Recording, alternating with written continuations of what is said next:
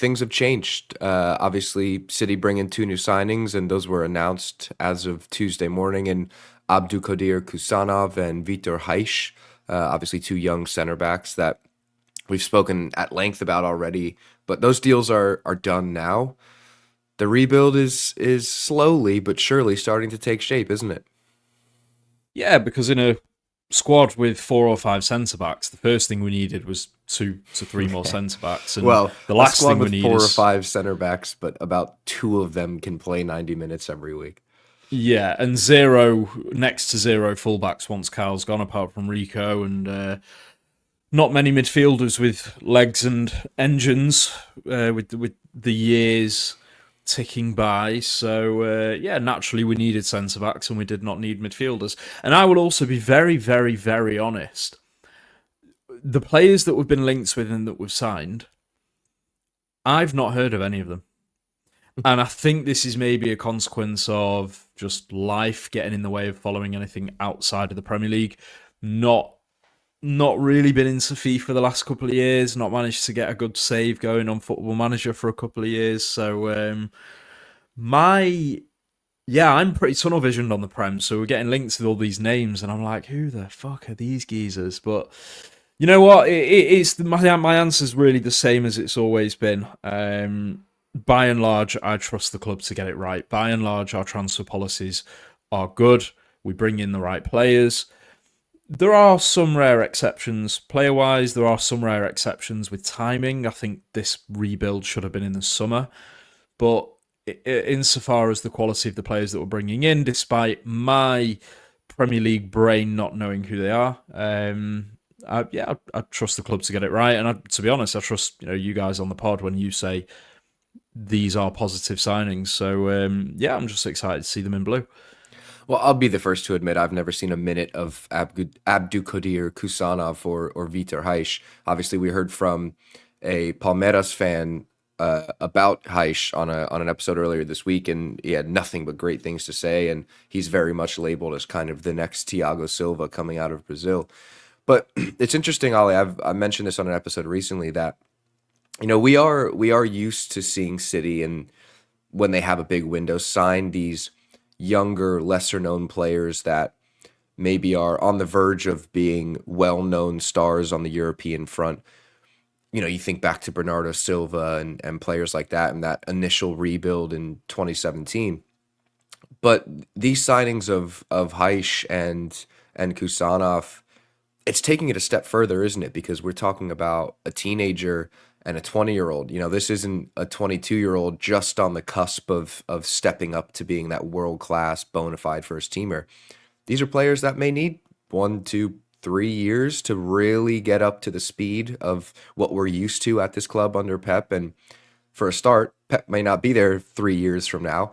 But it is still a bit of a change in transfer policy with just how young and inexperienced these players are.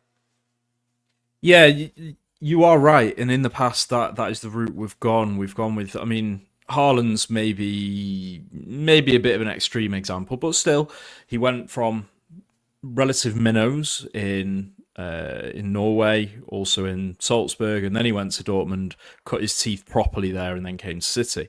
Rodri at Atletico, again, he wasn't a world beater yet, but we signed him from Atletico. And he was known in wasn't Europe. City's first choice in that position, was he? He was maybe third or fourth. No. Another example, great example, is Nathan Ake.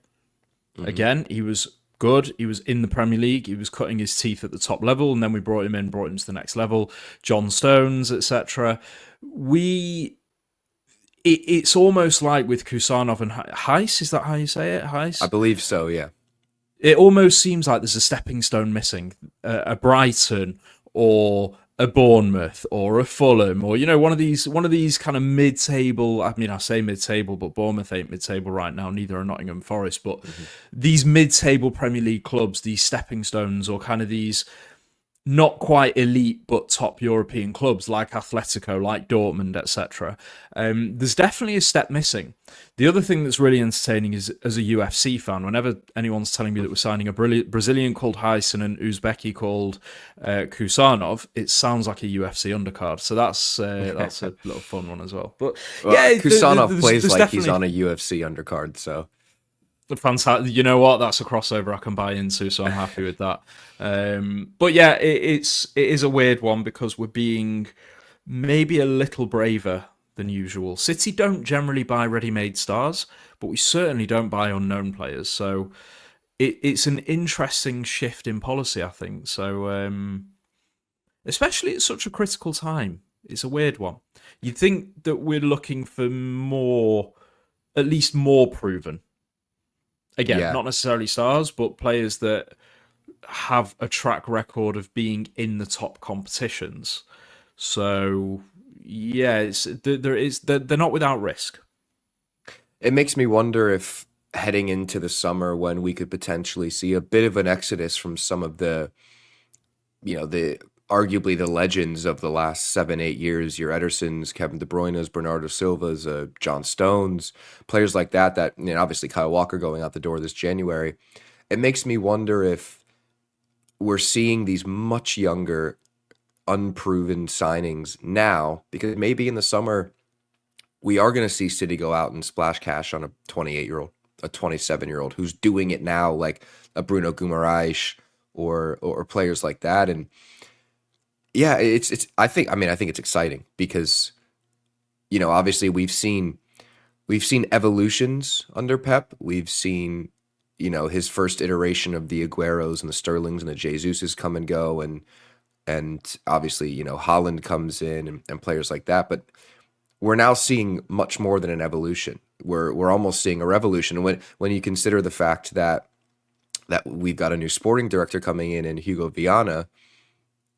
I wonder how much behind the scenes he's doing when it comes to these younger players, that maybe it's players he had in his scouting network. And it's interesting because I think we may see many changes in policy over the next couple of transfer windows because of how much uprooting there may be from sort of quintessential members of the board and of the first team. Yeah, the other point to add to that as well, if you're thinking that summer might be the time that we bring in those bigger names, those more well-known names, the renowned players, is they generally don't move in the winter, in January. So it could also be just a case of we're doing what we can right now, which is we're trying to get players in that are on our radar, that we do intend to bring in, but to supplement a cohort of transfers inbound that are of that more proven, played at a higher level at ilk. It's just that we can't get hold of them right now.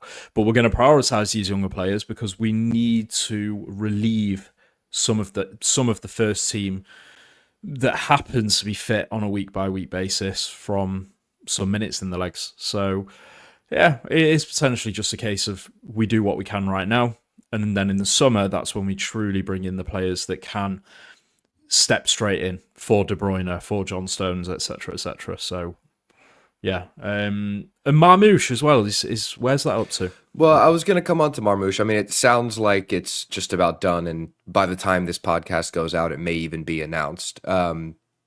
He had his sort of farewell moment with the Eintracht fans over the weekend. So, by all accounts, he is done as an Eintracht Frankfurt player. I wanted to ask you about that because I think Marmouche is a little bit of a different story in terms of he's a player that has been playing at a top level and excelling at a top level at a club in Eintracht, who are a big club in Germany. They may not be the club they once were, competing for European trophies, but they are a big club in terms of magnitude and pressure and all that kind of stuff. Before we get to Marmouche, though, just on Haish and Kusanov, how much of an impact do you see them having coming straight in? Because we heard from Pep in his presser today at the time of recording, yesterday for the listeners, that he sees them as players that are going to come in and make an impact immediately. Whether or not that's a bit of James McAtee-esque fluff and we don't see them for 6 months is another question. But what do you think about the kind of impact they're going to make on the immediate front? As individuals, I've not got a fucking clue because, as I said, I don't know anything about them. I don't know who they are. I don't know how good they are. Right. So, in terms of how will they actually make an individual impact, I don't know. In terms of impact on the team, it is what I just said. It's going to relieve some minutes out of players that are desperate to not be playing 2 or 3 games a week right now. that is the collective impact. The collective impact is it's just really going to help out the numbers. I don't remember how many you can name. Is it 9 on the bench these days? And I don't Depends remember on the when we last. competition, but I think it's 9 in the Premier League. Yeah, Yeah. in the Prem. I don't know when we last filled the 9 without having 2 goalkeepers and a couple of players that have just never been in the Premier League squad before. So that's the kind of impact that these guys are going to have and that these signings are going to have. In terms of what impact can they make by themselves on the pitch, are they going to wow us? I really don't know. Marmoush is the interesting one because it's Yeah. going to give us. Haaland is tracking well ahead of his minutes from this time last season and the season before. We have felt the impacts of Alvarez leaving.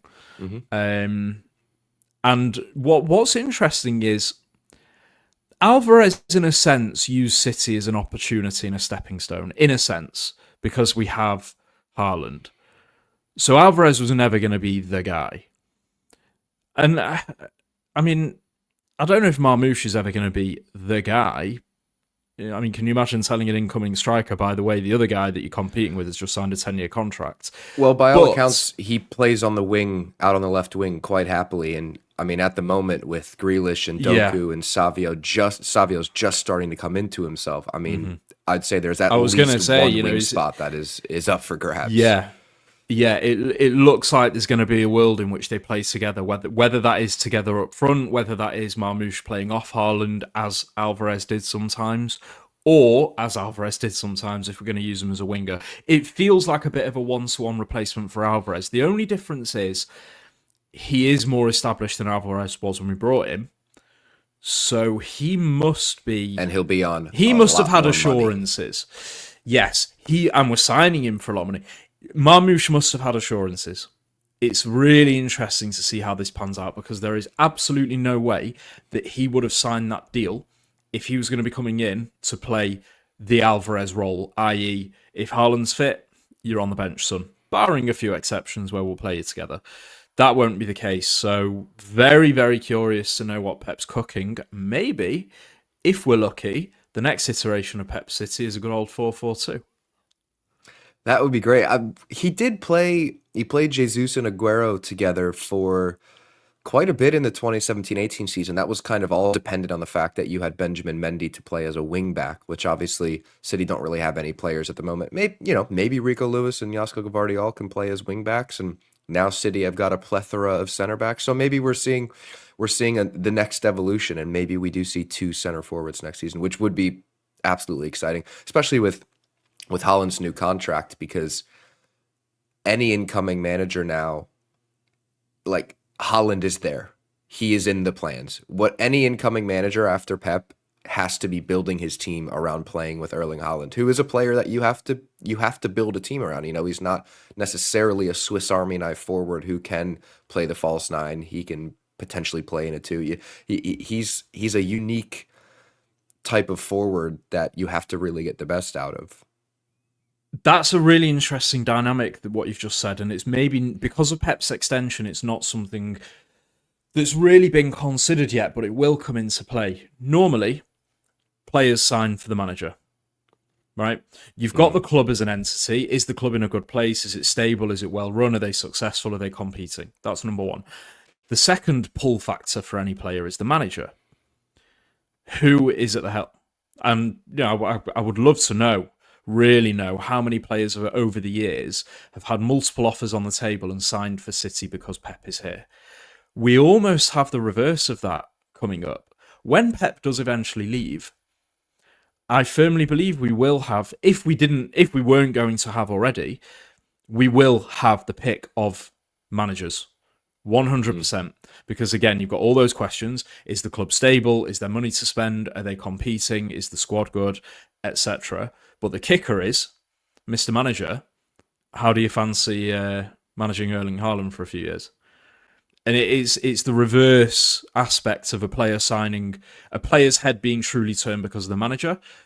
We can end up turning managers' heads because of the prospects of having Haaland for the entirety of their contract. So that's a really interesting point that you've just mentioned. And I suspect as we do get closer to D-Day with Pep, whenever that may end up now, that will be a factor. That was the first part of the show. If you want more, make sure to check the City Ramble wherever you get your podcasts from.